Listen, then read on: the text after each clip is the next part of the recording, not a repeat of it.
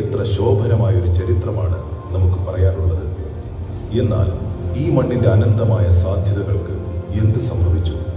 കഴിഞ്ഞ 6.5 പതിറ്റാണ്ടായി കേരളം മാറി മാറി ഭരിച്ച ഇടത് വലതു മുന്നണികൾ നമുക്ക് നൽകിയത് എന്താണ്? മറ്റ് സംസ്ഥാനങ്ങൾ വ്യവസായ സൗഹൃദ നയങ്ങളിലൂടെ മുന്നോട്ട് കുതിച്ചപ്പോൾ നമ്മൾ നമ്മുടെ ചെറുപ്പക്കാരെ തൊഴിലിനായി പുറം നാടുകളിലേക്ക് അയച്ചു. അവസരങ്ങളുടെ ഒരു സുവർണ കാലഘട്ടമാണ് നമുക്ക് നഷ്ടമായത്. പതിറ്റാണ്ടുകളായി കേരളത്തെ ചിലർ കെട്ടിയിട്ടിരിക്കുകയാണ്. എന്തിന്റെ ചങ്ങലകളാലാണ് അവർ നമ്മളെ ബന്ധിച്ചത്? അഴിമതിയുടെ, പ്രീണന രാഷ്ട്രീയത്തിന്റെ, സ്വജനപക്ഷപാതത്തിന്റെ, കപട രാഷ്ട്രീയത്തിന്റെ ചങ്ങലകളാണ്. ഫലമോ വളർച്ചയില്ലാത്തൊരു സംസ്ഥാനം, കടം വാങ്ങാതെ ഒരു ഇഞ്ചു പോലും മുന്നോട്ട് പോകാനാവാത്ത സാമ്പത്തിക അവസ്ഥ, സ്വന്തം ആശാ വർക്കർമാർക്ക് 100 രൂപയുടെ ആനുകൂല്യം പോലും നൽകാൻ കഴിയാത്ത സർക്കാർ, തൊഴിൽ സ്വപ്നം കണ്ട് നമ്മുടെ യുവതലമുറ ഇന്നും കൂട്ടത്തോടെ നാടുവിടുന്നു. ഇതിനൊരു മാറ്റം വരേണ്ടതല്ലേ? ഈ അവസ്ഥ ഇനിയും തുടരണം.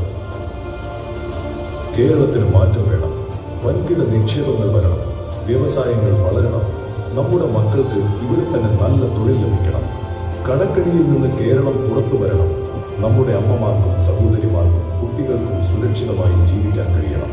തീവ്രവാദത്തിന്റെ കരുതലിൽ ഈ മണ്ണിൽ വീഴരുത്. ഈ മാറ്റം സംഭവിക്കണമെങ്കിൽ ഒരൊറ്റ വഴിയേയുള്ളൂ. പതിറ്റാണ്ടുകളായി നമ്മളെ പിന്നോട്ട് നയിച്ച ഇടത് കോൺഗ്രസ് ഭരണം അവസാനിക്കണം. പ്രധാനമന്ത്രി നരേന്ദ്രമോദി മുന്നോട്ട് വയ്ക്കുന്ന വികസനത്തിന്റെ രാഷ്ട്രീയം കേരളത്തിലും വരണം. ഇന്ന് കേരളത്തിൽ കാണുന്ന മാറ്റത്തിന്റെ തുടക്കം നരേന്ദ്രമോദി സർക്കാരിൽ നിന്നാണ്. വികസനത്തിന്റെ പ്രതീകമായ ദേശീയപാതകളായാലും റെയിൽവേയുടെ പുതിയ മുഖമായാലും സാധാരണക്കാരന്റെ അക്കൗണ്ടിലേക്ക് നേരിട്ടെത്തുന്ന ജനക്ഷേമ പദ്ധതികളായാലും ആ മാറ്റത്തിന്റെ എല്ലാം ഉറവിടം കേന്ദ്ര സർക്കാരിന്റെ ഇച്ഛാശക്തിയാണ്. ഈ വികസിത യാത്ര നമുക്ക് തുടരണം. എല്ലാ